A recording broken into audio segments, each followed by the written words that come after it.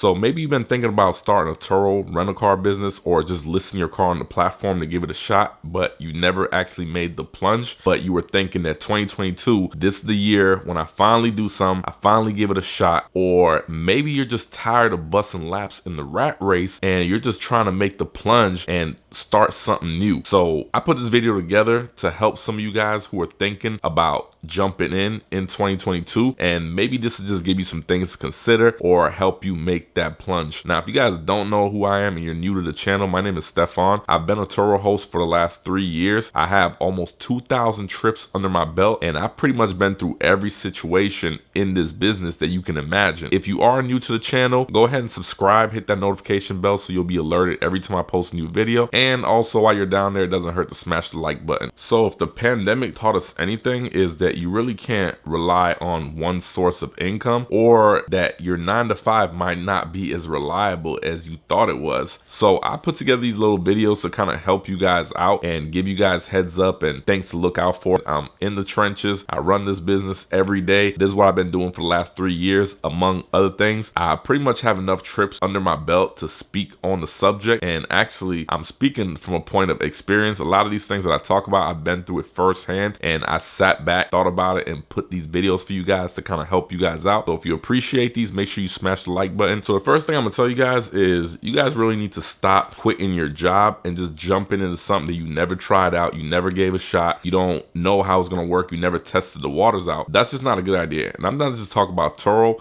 I'm talking about anything in general. If you haven't tried it out, you haven't given it a shot, I wouldn't quit my income and just jump all in without first testing out the waters. I did a video about this subject last year where I talked about somebody I knew who had a pretty nice sized fleet of Turo cars. They had about 15 cars and they still had their primary job, but when they quit that primary job and Turo became their main source of income, it felt like it just put so much pressure on their Turo business because now they were actually dependent on that income to survive. But at least this person still had their foot in the water already. They already knew what to expect. They already knew what kind of revenue they was making before they quit their job. I hate for you guys to just quit your job and jump right in without actually building up your business, without scaling it up a little bit, without actually building up some reviews and being known or building up some kind of customer base. So that's the first thing you guys don't want to do this year. Go ahead and give it a shot, but don't quit your job before actually proving the concept to yourself. And something else to consider is you want to figure out the logistics and your actual schedule or your availability before you start this business. So a lot of you guys are working a 9-to-5 job and you're trying to use this as a side hustle and work around your job, which is cool. It can still work. There's a lot of ways to do remote handoffs and a lot of ways to actually rent the cars out without meeting the guests in person, but you have to follow a certain system. Basically, you have to follow Turo's rules and regulations just to make sure that your vehicle is still protected, that you're still covered, that your protection plan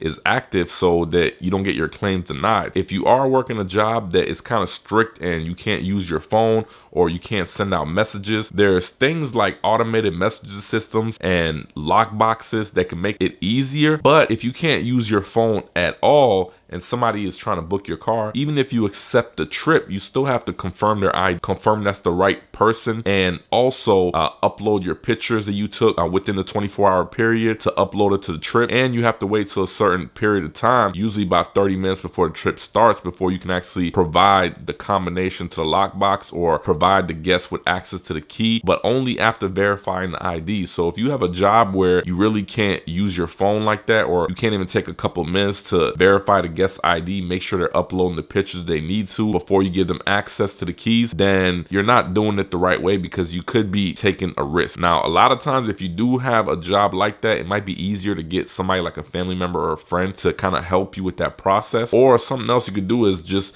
make your schedule only available for the times you're not working. But depending on what kind of job you got and what kind of schedule you do have, that could seriously limit your booking requests that you get. So that's not always the best option. But what you don't want to do is try to rush it and give somebody the keys to your car without verifying their ID, making sure that's the right person, because people send other people all the time to pick these cars up. And if you actually give the key to somebody else, it's not the primary driver, and something was to happen on that trip, I mean, it's possible you could get your claim denied by Turo. So you definitely don't want to be making any of these mistakes. So that's something to consider before you start this business, is make sure that your schedule can actually work. You really want to learn how to do the process, make sure you're still following Turo's guidelines. So that's why it's important to watch channels like mine and also get some kind of mentorship just to make sure you're doing these things right. So a lot of people actually start this business because they want to make some kind of passive income, and passive income just means that you're getting paid continuously for doing something once. So people ask me all the time, is Turo a passive income kind of business? And I get it, guys. Passive income is like the new gold rush. Everybody wants passive income now because people are starting to realize how important our time is. And you know, who wouldn't want passive income? It's like,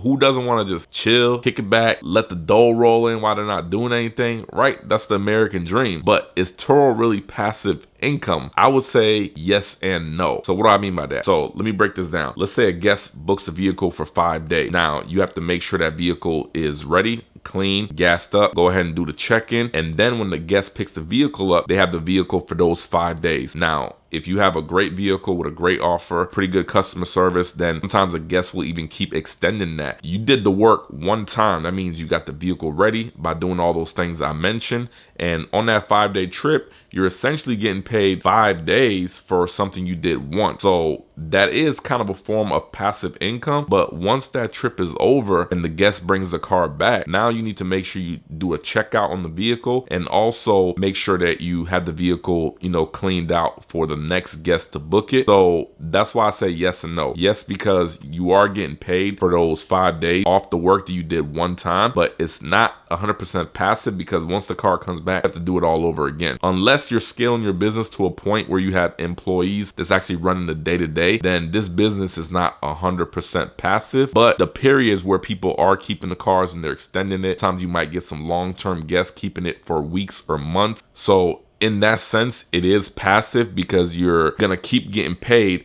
off the work that you did that first day, which was get the car ready. So if you guys are looking for more income on the passive end, then I would advise going on the cheaper side because people can actually afford to keep the car longer if the price is affordable, as opposed to having $100 or $150 a day car. Like, who can really afford to keep that car for a whole month?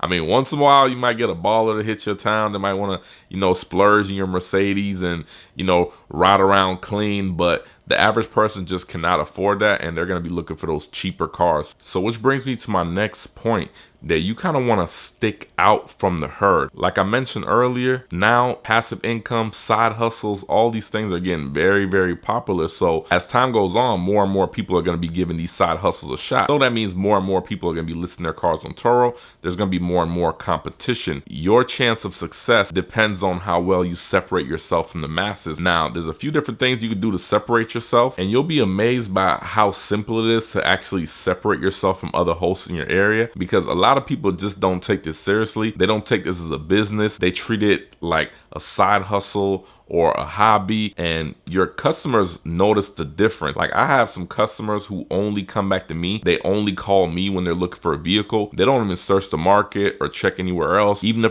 if the price is a little bit cheaper, because they know what to expect from me. They know to expect a certain level of professionalism, a certain level of customer service. They know that I'm going to provide a decent car and I'm not going to be charging crazy extreme prices for it. So what you want to do is be intentional about this, and you want to separate yourself from the other hosts in the area so you can actually build that customer base. You can build your reviews, and in the future, it won't matter how many people list their cars. So the first thing you can do, which is probably one of the easiest things, is just make sure you have decent pictures on your listing. When a customer goes to book your vehicles and they're checking your pictures out, this is your chance to make a good first impression. And if you think that everybody takes good pictures, just go ahead and search the market and take a look at some of those pictures. You see people taking pictures in their driveway and like the car's dirty. There's McDonald's cup in the cup holders and all kinds of crazy things, right? So you don't really need a professional camera. If you got somewhat of a newer phone, that's good enough, but just make sure that you're in a nice area, nice environment. You're not in a Walmart parking lot. You have good lighting, and make sure you're using up all the slots to fill your pictures up. My next thing I'm gonna suggest is make sure you guys are actually cleaning the car. So many times customers tell me that the cars are not clean, the cars are not gassed up. Now, these are the easiest things you can do to just make a better experience for the guests. How would you feel if you picked a car from Enterprise or Hertz and the car had a little bit of trash in it under the seat, or maybe it wasn't trash, but it had like smudges on the dashboard, the windows wasn't clean? You would definitely notice those things. So you want to take the same approach when you're listing your car on The guest doesn't have to bring the car back completely spotless. If it's really, really bad, you can charge it for a cleaning fee, but a lot of times you're gonna be cleaning the car out for 5-10 minutes in between trips that you're not gonna be charging the guest for. So just get used to cleaning the cars. Even though the guests might not say anything to you, they definitely notice who's keeping their car clean and who's just giving the car out any old way. And gas is another point, you know, make sure your cars are gassed up. You know how horrible it is for a guest to pick the car up and your car is almost on E and they have to scramble to try to make it to the gas station to fill it back up. Now, when they bring the car back, they're gonna make sure they try to bring it back on E also. So it's just not a good experience. They're definitely gonna be remembering things like this. So the best way is just clean your car, make sure the car is on full. And I always say full because that's the easiest way to get a gas reimbursement. If you leave your car on, let's say, half tank and somebody brings it back on a quarter tank, well, now you got to fill it back up to exactly a half tank and charge the guest for a quarter tank. It's much easier just to always have your car on full. So even if the guest brings it back $5 to $10 short, all you're going to be doing is filling it up and charging them for the difference to fill the car up. So the very last point I'm going to make before I end this video is just it's important to have a clear goal and a clear roadmap of where you see your business going. Now, this could be in the short term, or it could also be long term. Where do you want to see your business in the next 5 years, in the next 10 years, if you're thinking really long term? So it's important to have these goals because you don't want to just treat this business or any business like a 9-to-5 or like a rat race. You're hustling to get paid, and once you get paid, you're about to pay your bills. You're going to be back on zero, and you're starting back the next month or the next week all over again just to hustle up that money, because there's no difference between that and a 9-to-5. The only difference is now you own your job. So it's important to have goals and just have plans of where you want to take this business. When I started my Turo business, I didn't take any profit out for like almost 2 years. And when I did take profit out, it was put a down payment on my house. I'm using this money to change my life. I'm not saying that you have to make plans to scale your business up to 20 cars or 30 cars. Maybe you're just doing Turo in the short term for the next 2 or 3 years because you're trying to build capital for that next step, for that next investment, for that next move, which is completely fine. But at least you want to have a plan. If you're failing to plan, then you're planning to fail. Hopefully some of those points helped you guys out. Hopefully if you were on the edge and not sure about starting this business this year, maybe some of these things helped you make that decision. And if you guys enjoy content like this, please, please, please smash the like button. It definitely supports me. It supports my channel, and I appreciate every single one of you. And as always, guys, I appreciate you sharing your time with me again. Make sure you tune in for the next video, so have that notification on, and I'll catch you guys very soon.